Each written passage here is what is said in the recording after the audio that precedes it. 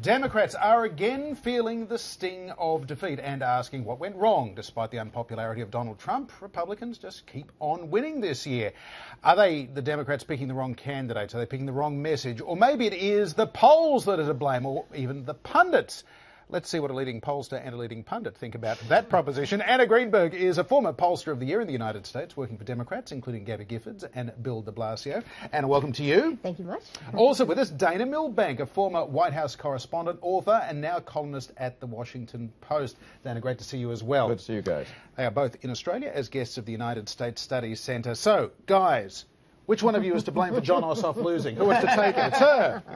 Well, I didn't work in the race, so I take no blame for it. But I do think this whole wringing of hands among Democrats is a little ridiculous, to be honest. If you look at the average of the special elections that have happened since the beginning of the year, Democrats are overperforming by 7 points, which is really bad news for Republicans. The other thing is these special elections have taken place in Republican districts. So even if you spend $50 million like they did in Georgia 6, it's hard to overcome that partisan bias. So I am not nearly as distressed by this loss.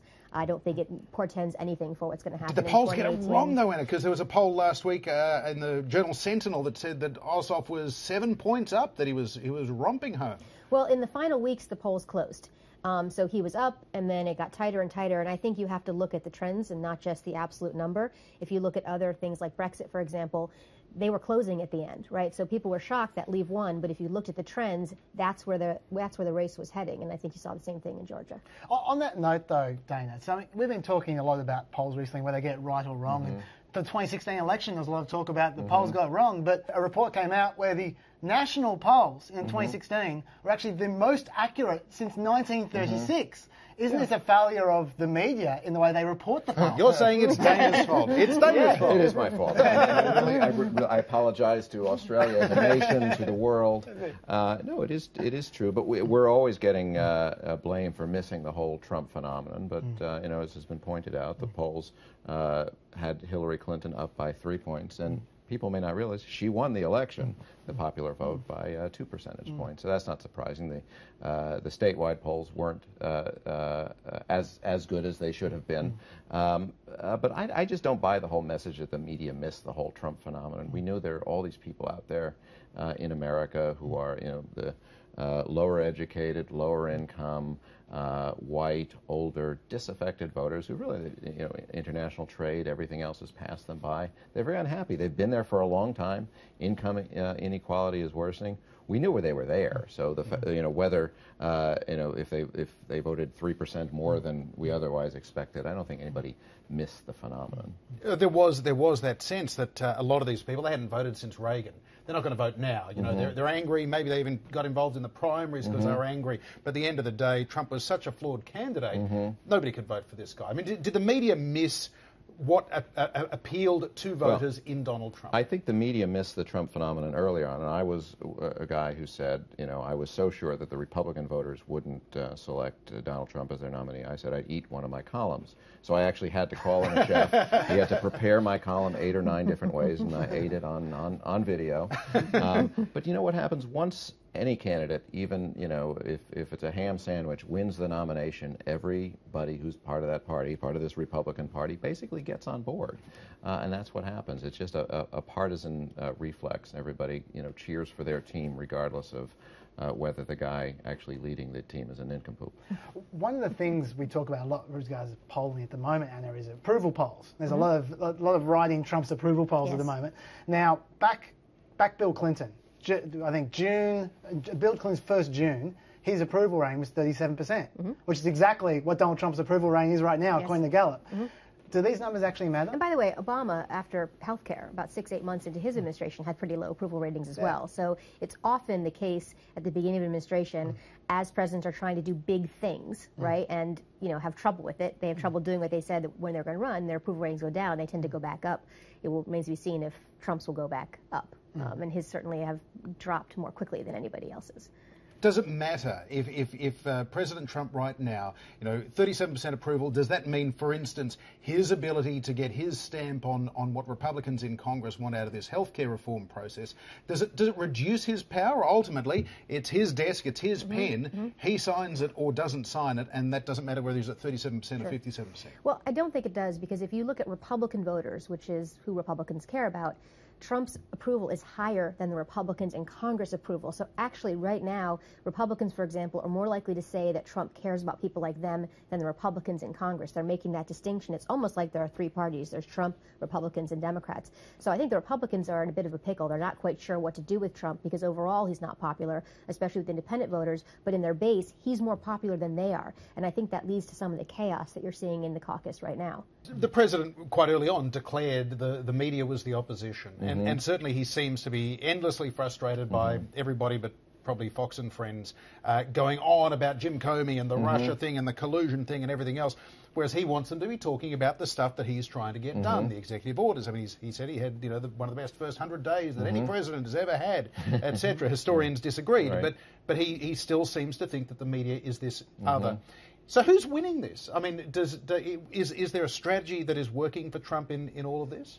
I don't think so. I mean, it's even worse. He called us the enemy of the American people. I mean, this is what dictators have done, and certain names that would roll off the tip of your tongue. So that's extremely dangerous. I don't think he's winning, because what's happened is he's set off this huge reaction. Just an avalanche of leaks coming from the federal bureaucracy, from the intelligence community, from law enforcement community, and the newspapers like mine and the New York Times are the beneficiaries of this and have had this extraordinary number of scoops about what's been going on with Russia, with Comey, with obstruction of justice. A special prosecutor has been put in place because of these media leaks. And James Comey admitted he leaked his own memo to get a special prosecutor appointed. So I think there's been a huge backlash, and the president, by declaring war on the press, is in a much worse spot than he would have been otherwise. I would add, by the way, that if you look at the polls, people are much more likely to trust the media than Trump. So you ask, and people believe that the media's coverage overall of Trump has been fair. Now, if you look at Trump supporters, the numbers are probably different. But in this war with the media, the public sort of is on the side of the media. Well, on that note, actually, I was just about to hit you with in late April. I know this is a while ago now. Late April, there's a University of Virginia Center of Politics poll. 88% of Trump voters said the media is the enemy of the people. Yes. 88% of Trump voters said when the media criticizes Trump, that confirms he's on the right track.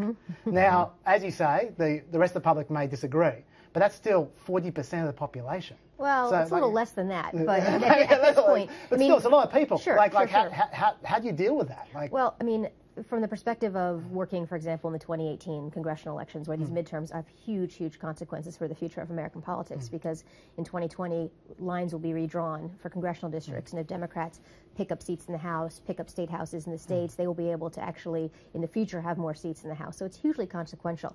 A lot of those Trump voters are not midterm voters. I think you mentioned earlier, some of them haven't voted since voting for Reagan. So we have to, as a pollster, we have to look at this group and say, who of these folks really are actual midterm voters, and how many of them are in the districts that we really care about? The districts that are really in play are these suburban, well-educated places where Clinton way overperformed Obama, or I should say Trump way underperformed, Romney. So, places like in Houston and suburban Philadelphia. And so I'm not suggesting this base of Trump support doesn't matter, but it'll matter in a different way in 2018, and figuring out how to account for them, I think, is going to be the challenge, certainly for Democrats who are running for office. Dana, whether those people are voters or not, they're still people. And that's the point. I don't think anyone who's not a voter is a person. Okay? From my perspective. And in America, corporations are people. As a media, if you're a media performer and you know that 30% of the people out there just hate you and aren't even listening, and think when you say something, they're going to go the opposite. Like, how do you relate to those people? And we've seen it in terms of, death threats and, all kinds of horrible stuff directed at journalists in the country. I don't think it's the bigger problem is not so much, the political ramifications of this. I don't know to the extent this is happening in Australia, but in the United States, basically everybody's sort of living in their own parallel universe. Democrats, Republicans, liberals, conservatives, because of social media, because of ideological cable news and other outlets. You can just get whatever information reinforces your ideology, your point of view. So we've lost the ability to have a common set of facts. And in particular with Trump's folks, they just believe whatever he says, even though it's quite obviously inconsistent with reality. So how do you deal with that as a society when people don't agree on the basic facts? I'm interested, Dana, it seems that there is such a fire hose of news these days. Every week there is a story that in an ordinary year, at an ordinary era, would have probably been the biggest story of the year. We have got a president who reportedly is already under investigation for possible obstruction of justice by a special counsel. That is a very big news. There's still this ongoing investigation in the House and the Senate, plus by the FBI, plus by Bob Mueller, to look at whether Russia colluded with the Trump campaign to tip last year's election.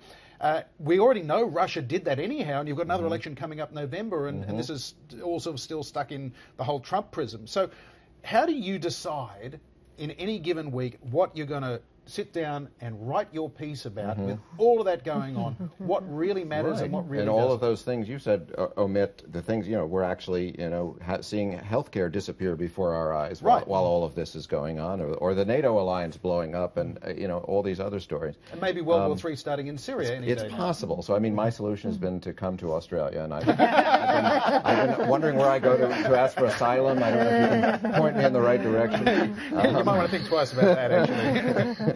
But it is, I think, your fire hose metaphor is a good one. And, I've called President Trump a weapon of mass distraction because, whatever he does at Twitter at 5 in the morning, 6 in the morning, our time, dominates the discussion for that day. And all these things are actually happening. The entire, all the regulations of the federal bureaucracy are being rewritten. Even if he can't get anything through the Congress, he's changing American society and American culture every day without us noticing it. So the problem is, I can go write about that. Nobody's going to read it because they're all interested in whatever wacky thing he tweeted that morning.